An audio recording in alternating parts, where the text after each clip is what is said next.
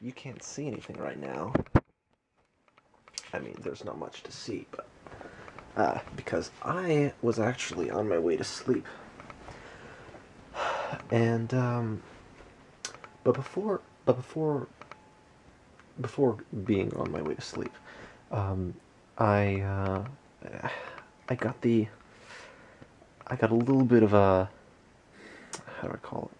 Kind of a wave, a small wave of an urge to like get back into putting out YouTube videos. I occasionally have these wants and say, yeah, it's like, you know, in various times, you know, I've had ideas that I've wanted to make coherent, put out verbally, and you know, share. But I think there's the social aspect that I like, and the other important part is, you know, for me as an exercise, for me to speak and to maybe even discover, after having spoken, put the idea into solid form, to coherent form, even if it's not formal, so I can look at it from, you know, slightly from the outside. So I got kind of like that wave of, cause you know, I watched a few YouTube videos while, you know, snacking and getting ready for bed. I haven't been doing that so much lately. Lately I've been trying to watch more shows and movies, because this has been a long time that I haven't really done that. And maybe it was because I was kind of listening to a lot of podcasts, you know, while I eat, instead of watching shows. That's really, like, this pretty much the largest chunk of time, if not the only chunk of time, that I ever have to, you know, watch or listen to stuff. Otherwise, I'm, you know, doing work and studying. There was a long chunk of time where I was just, you know, watching news and listening to podcasts and stuff. I wasn't able to indulge into, you know, cinema. Anyway, I'm getting off subject. Anyway, so lately, just now, I just, you know, watched a bit of YouTube video. It's not so much just watching YouTube videos in and of itself, but, you know, I'm taking philosophy, and so maybe that's kind of bringing my attention a bit back to the kinds of things we would make in our, you know, corner of YouTube. You know, the corner of YouTube that I kind of saw myself as a part of, in terms of what I would comment on, and, you know, the people that I would engage on, you know, whatever levels it was. What kind of videos I made.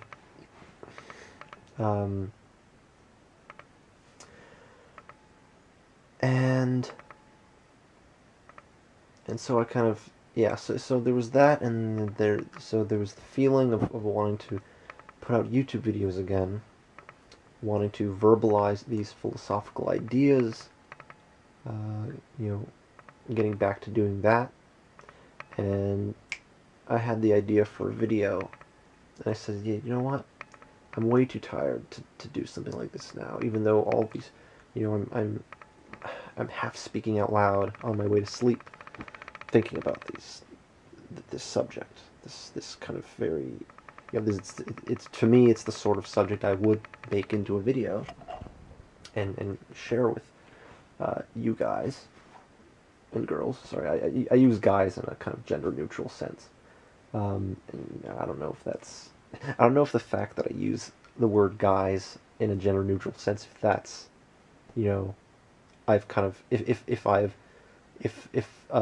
going to the point where it's gender neutral for me, if that's like a sexist thing, or if it's the opposite, if it's a progressive thing. But that's a whole other subject. But what was I talking about? It's terrible. I'm trying to speak when I'm tired, but I want to get this out now. I have the compulsion to talk about this.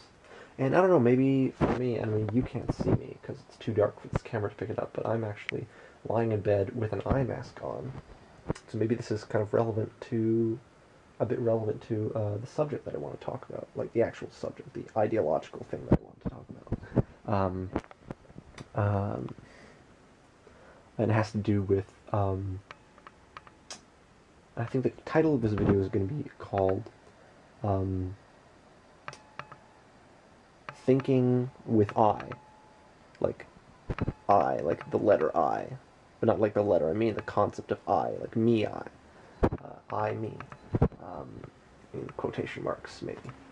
So, thinking with I, or bringing back the I, and this is going to have to do with maybe a question I'm going to be asking you, and weirdly enough, I don't think I ask the audience questions often, because maybe the assumption that there is no audience, but I will ask you a question, and that question is, when you think, and this could be, whether or not you think with language, I mean, like with words. I mean, I do think people, think in different ways at different times of the day or whatever. But,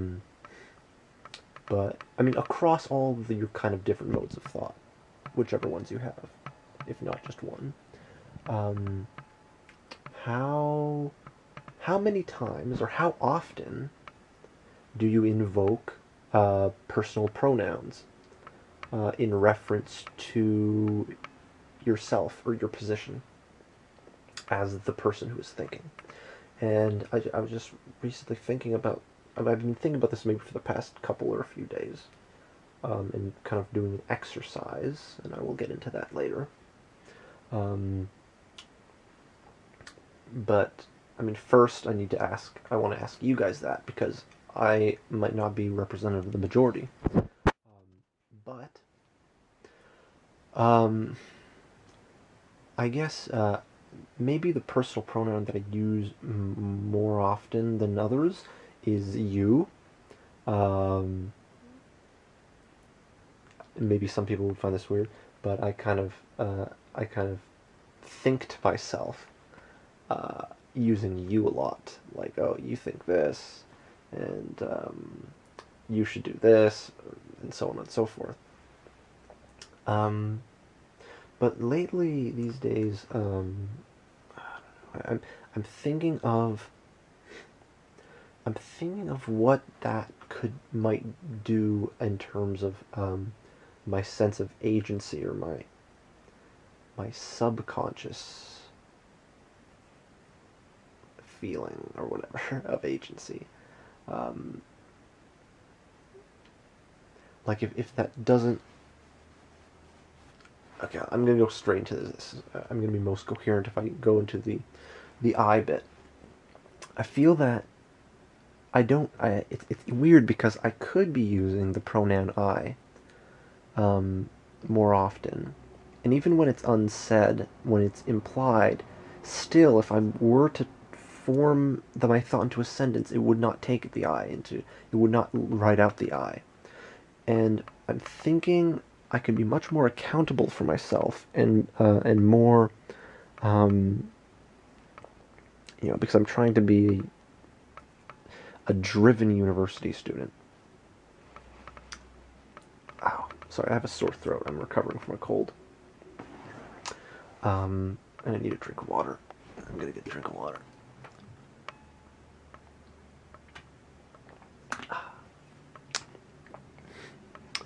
So, I don't know.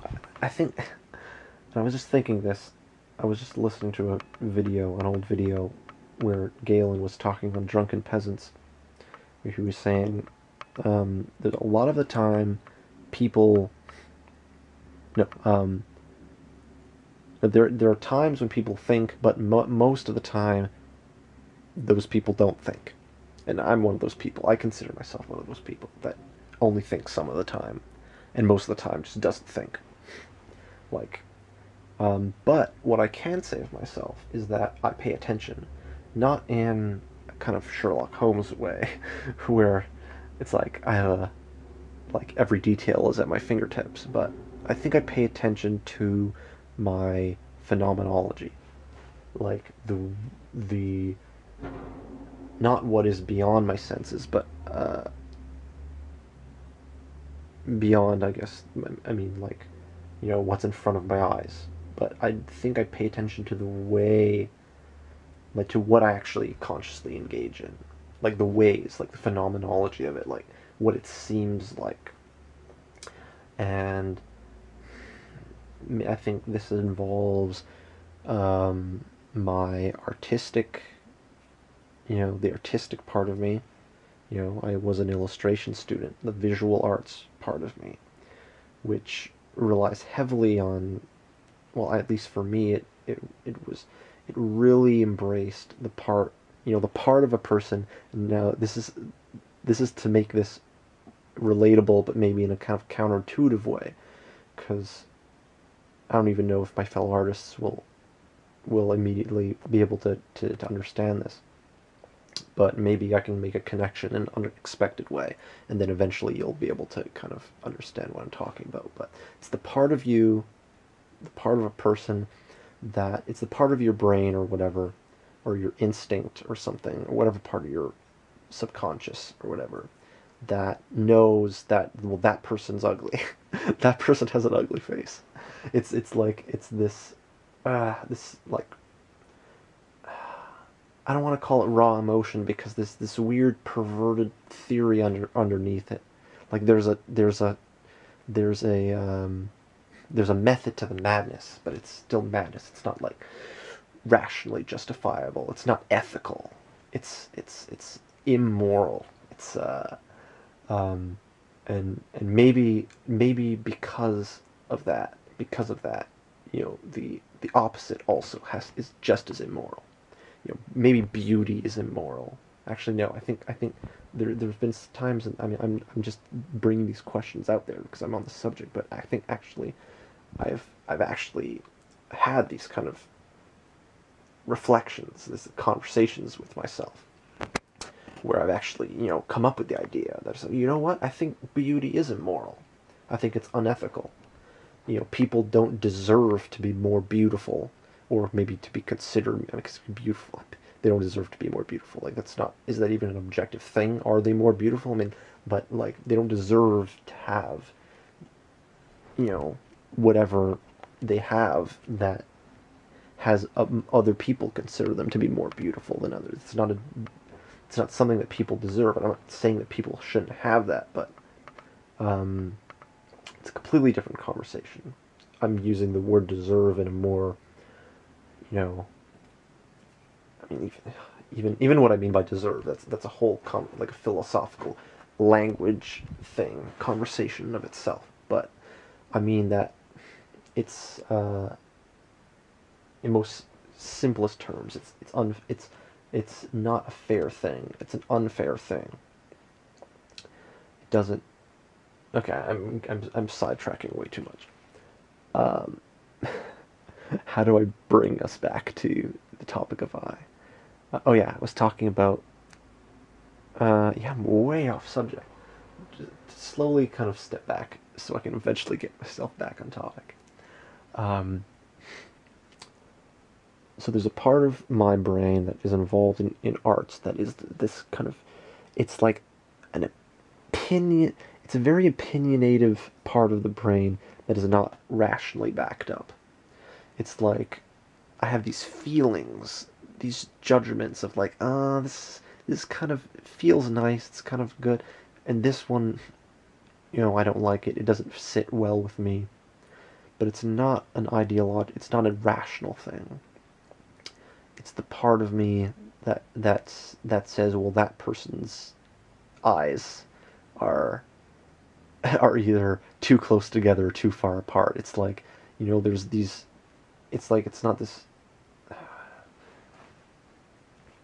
and I'm being, I don't know, this isn't really about people's faces. This is more, I'm trying to use examples, weird examples, to kind of illustrate what part of my brain I'm talking about. It's my part of my brain that says, I don't like, this amount of designs, or I don't like this designs in my clothes. I never want to have that on me. I don't want to wear it. This is not, and,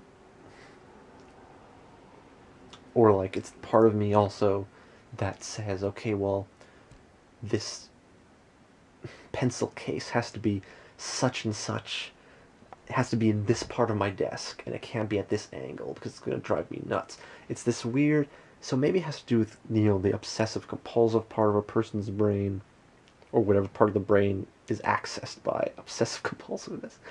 And, and so in that way I'm kind of, I'm denigrating it, because I don't want to seem like I'm excusing, thinking other people, particular people, are ugly or not.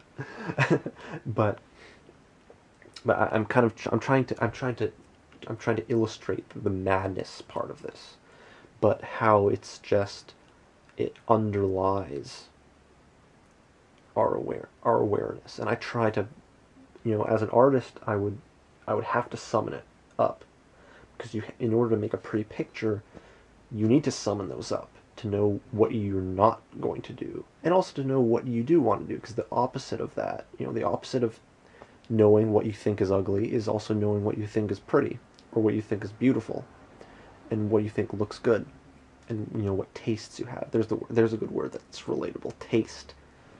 When people talk about their tastes in clothing, their tastes in this and that, it's the thing. A taste, whether something tastes good or not, it's not this thing that's rationally justifiable. It's just you feel that. It's not a fact about the external world. It's a fact about how you receive it. How your your unintentional consciousness receives it. And so I bubble these things up. I have these things bubble up to the surface of my consciousness, so that I can tap that, whether it was for my art, or for now it's just maybe a habit. It's something that entertains me. It's a way that, even though these tastes in themselves are not justifiable, it's still a way for things to pop out at me. I have things out there, like this has to do with my phenomenology. There's things that pop out there for me, and this helps me think about the world, because I don't pay attention to the details like Sherlock Holmes does. But if I have these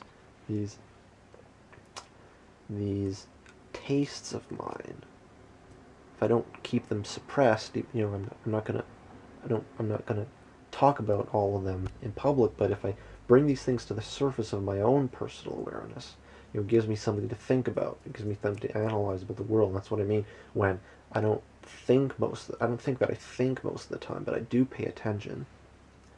I do pay attention to how I am experiencing the world, and so I do have that kind of a radar, and so this is what kind of also allows me to apply maybe that irrational part of me to rational ends, where I can say, okay, well, that idea doesn't sound right, not for any immediately aware kind of intelligent analysis or criticism, but that doesn't sound right. That doesn't sit well with me. I don't feel good about that.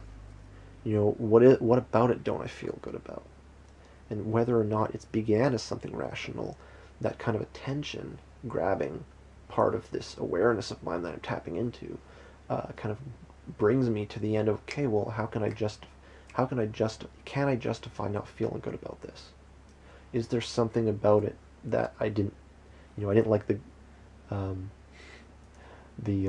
composition of the idea or something? I'm thinking of the golden mean right now in visual arts. Like, the golden mean is like, it's a very nice thing, like a visual symmetry that tends to tap well kind of universally across different people's tastes, even though people have different tastes. But what about this idea? I think about it, and I think about it from a very weird angle, because I'm not approaching it rationally. And so kind of, I can maybe either impress or kind of take people aback, whether that's in a positive or negative sense. If it's a classroom context, if I'm asking a funny question people wouldn't normally ask, and it brings me somewhere useful, because it's for most people it might be counterintuitive, but for me, it comes from my intuition, but it's a very weird, very personal kind of intuition. It's not universal, but so in my, I'm doing this thing. I'm making hand gestures. It's like I have the compulsion of doing hand gestures when I'm trying to illustrate ideas, but you can't see any of that. I can't see any of that. I'm wearing an eye mask. So I guess it's just for my peace of mind that I'm doing these hand gestures. Okay, another gulp of water. Alright, I think this video has picked up a bit. Started pretty slow.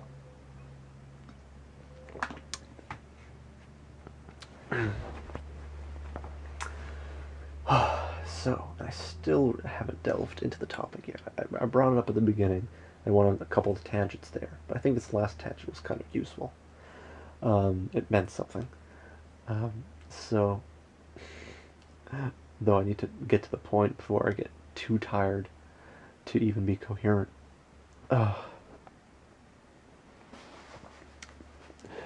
So, the eye thing. Okay, let's talk about that. Yeah, so anyway, so I'm just trying to kind of, that whole thing was kind of a preface to why I'm even paying attention or thinking about something like this. Like, what personal pronouns do I use when I relate myself to my thoughts? But, it might turn out that this is actually something pretty consequential.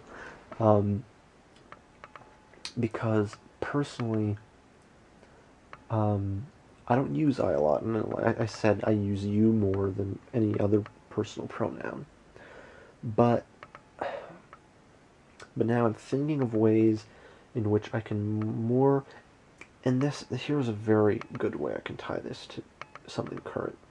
I've been playing the Walking Dead narrative game by Telltale Games, and that game, by season 2, has me.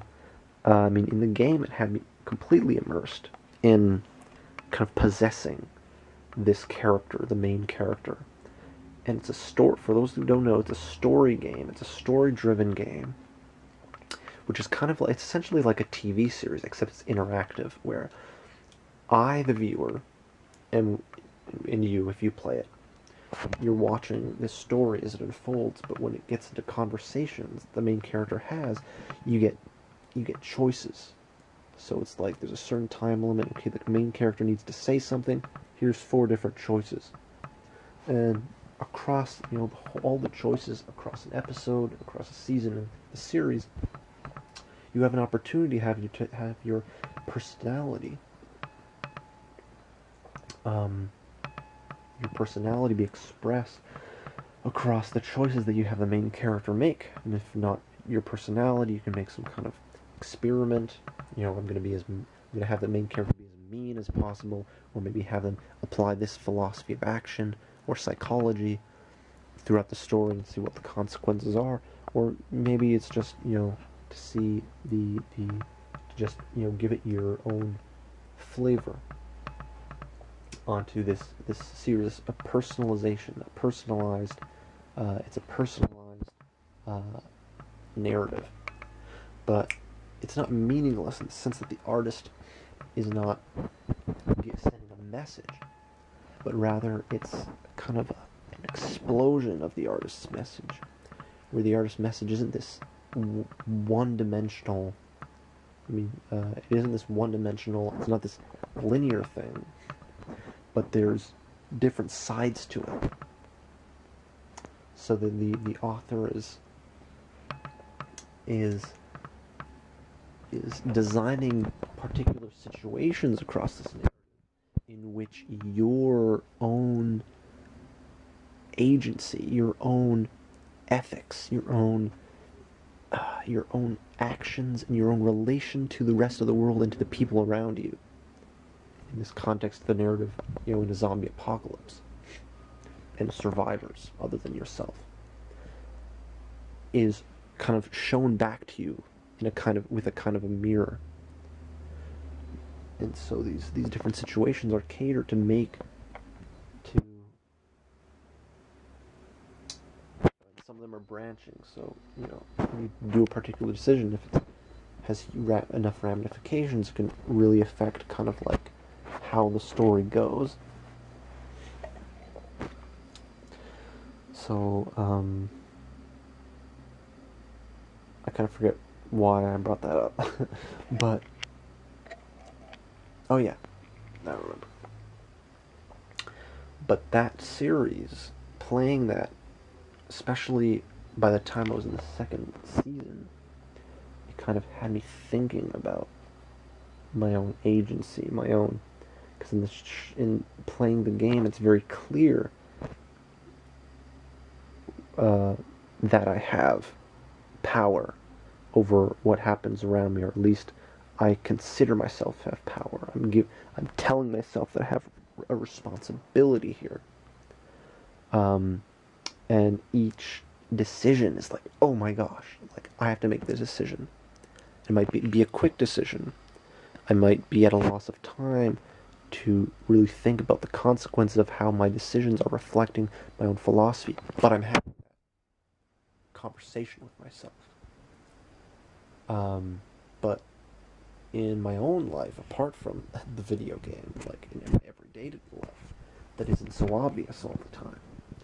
My agency is kind of in the background, and it's like I'm not directly, like it's like I'm not interfacing with the world through my agency. This kind of has to do with what I meant by, I don't think most of the time. It's like, and it's not so much like, I don't want to call it autopilot, but it's like that lack of eyes. It's objectifying. Like it's depersonalized. It's giving a sense of depersonalization when there is personalization there. There are aspects of my personality that feed into what I do when I'm not thinking with the eye, when I'm not being as much as an agent as I am, when I play the game, or when I don't know, maybe so-called being more responsible. But just a thought, and I'll give an example, just a thought, like, okay, that is a fact. The class takes place at 3. Or maybe the thought, going to class. Now is the time to go to class.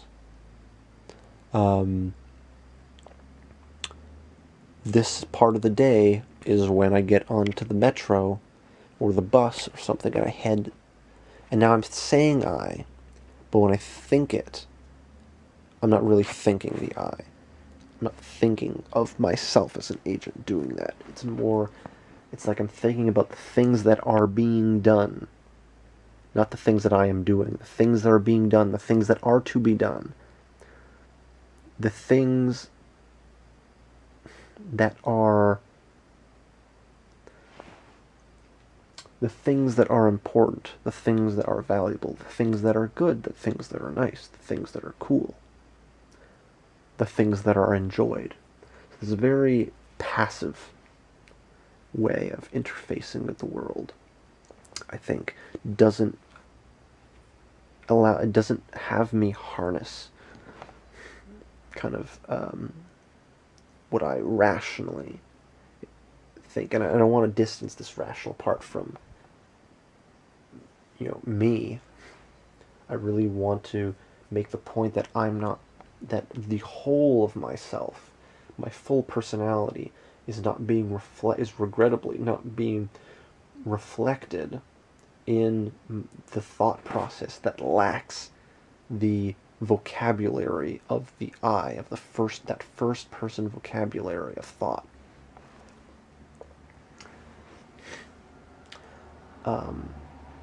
And so, like, I mentioned I think in you a lot. What does that do to me? And just maybe I can throw out some ideas that it's like I'm speaking to myself with you as if I'm making this, conscience that's saying you to me, and rationally I'm doing that, but emotionally, what does it feel like? I'm thinking you, it's like it's someone else, and it's probably not a good thing. So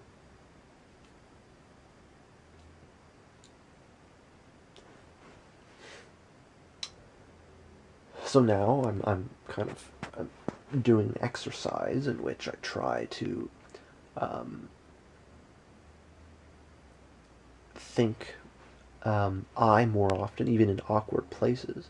So instead of saying that, okay, well, that's a fact, the president of the, make this more relevant for me, the Prime Minister of Canada is Stephen Harper. Instead of thinking that, I would think, well, I know that the Prime Minister of Canada is Stephen Harper, or I think that the Prime Minister of Canada is Stephen Harper. And so rather than, even when it comes to kind of things of fact that I'm practically certain of, I'm not breaking myself from that bit of knowledge. I'm being accountable for the thoughts that I have. And so instead of just there being a fact in my head that it's going into my kind of my front view and kind of going away, I'm taking ownership over that thought. I thought that. I'm responsible for that thought. I know that Stephen Harper is the Prime Minister of Canada. I know that I am walking to school. I decided to walk to school because I know that my class starts in 5 minutes and I want to be there on time or whatever. I know that I will be there. I am going to pay attention to the professor and I will try to remember what he says and so forth. Try to spread that I across a whole lot of places where it wouldn't even be, it would be kind of weird. The I feels out of place in terms of how people in English tend to talk about the world. But I think, at least as far as my thinking, it will help me be much more aware about what I'm doing, rationally, be more rationally aware of be more rationally accountable for every single action. Because recently I communicated with a friend of mine that, and this also has to do with the game that I played, that in the game I'm very strategic, not strategic in a kind of cynical way, but strategic in terms of my own ethics, of applying my ethics to how I treat people, how I handle myself with people. And I feel that in real life I'm kind of, going about my business, and other people are these very peripheral vision elements, where, especially when I consider myself to be very busy school-wise and be behind on stuff, it's like people kind of become these background elements, these extras. And I think it's very unfair for humanity to be represented, to me, mostly in the form of extras. And I think I'm being unfair to other people, not directly, but I mean in terms of my own interests. I'm being unfair to other people in that, I could be interacting with people who are getting more out of society, out of life, so to speak, not to be too general, by actually, engaging with them as people. And so I think I can be more aware of stuff like this, and be more accountable in terms of actually, taking hold of these parts of myself that have faded into kind of autopilot, responsibilities, or to peripheral. My mind is like, okay, well, the main agent is going to take care of this very small part, and the rest of the things I'm not going to really think about. And so, I don't like that. So I'm thinking, now that I'm doing this exercise of using the I, of thinking with I feel everything is more heavy hitting. Everything is heavier, everything has more weight when I put the I into it. When I remind myself that. you know, I. It's that kind of existential self-awareness thing. I think it's Sartre that said that, you know, people become conscious of themselves through others. You have the idea that you're being looked at, you're being identified, you're being reminded that you're actually there. You're not just looking through the whole world through a keyhole and not being accountable, not being responsible for your window onto the world. You know, you're actual there. You're participating, and you know, Sartre's idea is that you kind of need to be found out. Someone needs to point a finger at you and say, "Hey, you, what are you looking at? What are you doing?" For you to actually become self-conscious. And so, in kind of the reverse that, where, you know, being more self-accountable. If I, or maybe you, or if we use I more when we're thinking, we'll be kind of turning the mirror on ourselves instead of making statements of fact, or, you know, this tastes good, this banana tastes good, this watermelon tastes good. You know, you're saying, oh, no, I think that this watermelon tastes good. I am biting this watermelon, and I'm swallowing this watermelon, and this watermelon tastes good to me. I think this watermelon tastes good. I'm saying that. I. If you use the I and if I bring myself back, if I make myself the kind of focal point of all of my thoughts in a kind of I mean, maybe it's philosophically egotistical, and that's a good thing. But I don't mean like selfish, like, you know, putting myself above other people. I mean, if I make myself the center of my thoughts, I bring more attention to the fact that I'm the one having them, and it kind of brings this kind of feeling of self-accountability. Oh my gosh, like, I'm thinking this. Am I being responsible? Should I be thinking of things that are more important? Or it can be a thing where, you know, you're kind of being more, not in a kind of, this is a kind of weird thing that came up in philosophy class yesterday, where the teacher asked, you know, okay, well, if we use this word, LifeWorld, he's expressing, it has to do with kind of the world. Sorry, there the battery run out. And I'm just looking at the time, and oh my gosh, I should be asleep. Like I have a dentist appointment.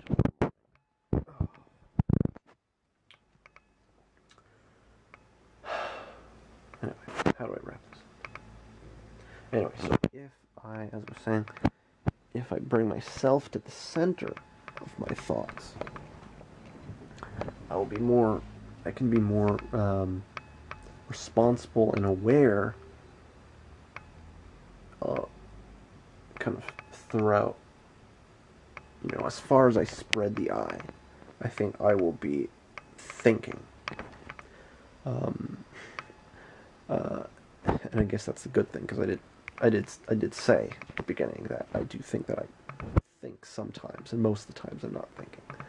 And so if I kind of constantly remind myself that I'm here, I will be more engaging with every aspect of the world as I think about it, as I do things, as I go here and I go there, and I think and I feel and I taste and I go ugh and I say that person's ugly.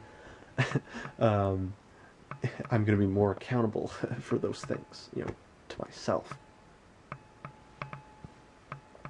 And I think that'll also help me accomplish the things that I want to accomplish in the long term. Like, I'm not just going to have these kind of lofty ideas of, I mean lofty in terms of, like, I don't know, these very late, you know, me being lofty in my, in I don't know, it's unfair to me to call it laziness and this comfortable, laid back kind of attitude or whatever.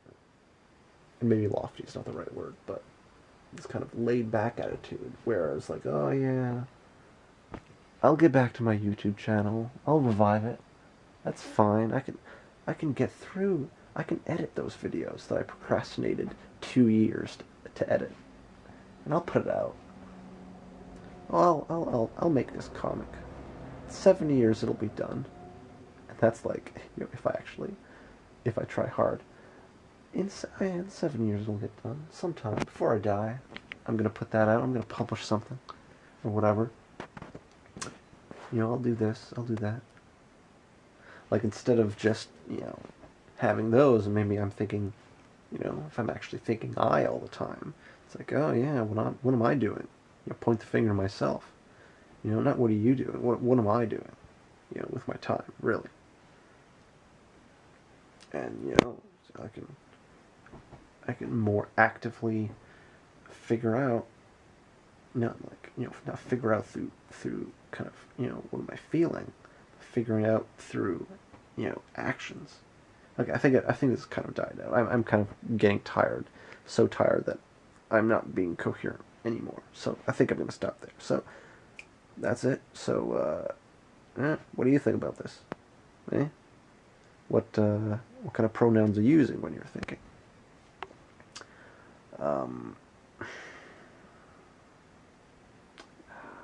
Maybe there was something else there, but it's not in me to right now anymore at this hour to deliver that. So, good night. Hope my dreams are fun. It'd be nice if if I kind of woke up a bit more often. I mean, like, became aware that I was dreaming. It used to be a very frequent thing. Kind of lost that talent every now and then, but yeah. Anyway.